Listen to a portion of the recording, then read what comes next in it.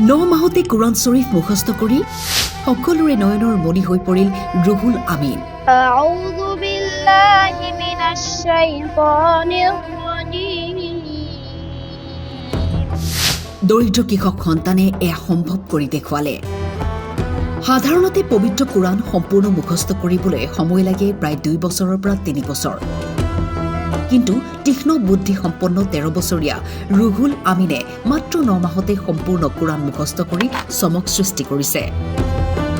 بسم الله الرحمن الرحيم يا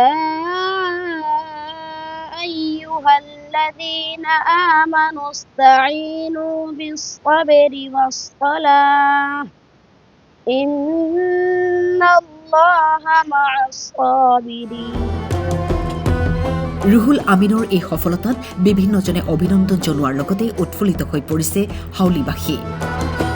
চাওক কেনেকৈ কুৰাণ পাঠ মুখস্থ কৰিছে দৰিদ্ৰ কৃষক সন্তান ৰুহুল আমিনে। ولا تقولوا لمن يقتل في سبيل الله أموات بل أحياء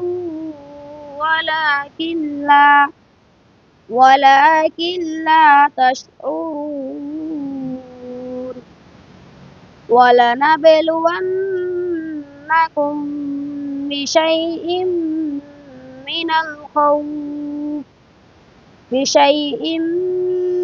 الخوف والجوع ونقص من الأموال 13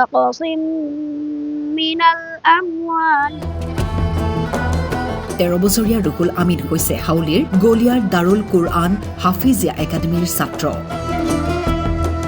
আসসালামু আলাইকুম ওয়া ৰাহমাতুল্লাহি ওয়া বাৰাকাতুহু। মোৰ নাম ৰুহুল আমিন। মোৰ মাদ্ৰাসাৰ নাম গলিয়া দাৰুল কুৰআন হাফিজিয়া একাডেমী।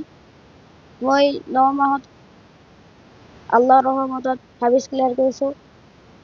আপোনাৰ সকলোকে মোৰ জন্য দোয়া কৰুন। আসসালামু আলাইকুম ওয়া ৰাহমাতুল্লাহি ওয়া বাৰাকাতুহু। আমাৰ গলিয়া দাৰুল কুৰআন হাফিজিয়া একাডেমিৰ পৰা হাফিজ ৰুহুল আমিন 9 মাহত সম্পূৰ্ণ কুৰআন শৰীফ আল্লাহৰ ৰহমতত মুখস্থ কৰিলে। আমি সকলোৱেই বহুত আনন্দিত হৈছোঁ। আমাৰ ৰাইজবাসী যিবিলাক আছে সকলোৱেই বহুত আনন্দিত হৈছে। মোৰ আশা যে গোটেই যিবিলাক মানুহ শুনিব গোটেইখিনি মানুহেই আনন্দিত হ'ব। দোয়া কৰিব যাতে এই হাফিজ ৰুহুল আমিন এই কুৰআন শৰীফৰ লগতে এই দুনিয়াৰ লগতে যাতে আখৰাতো যাতে ভাল কৰিব পাৰে, উত্তীৰ্ণ হ'ব পাৰে।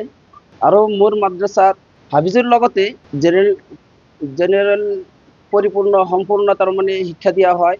ইয়াৰ পৰা এই 2025ত 2জনমান ছাত্ৰই মেট্ৰিক পৰীক্ষা দিব।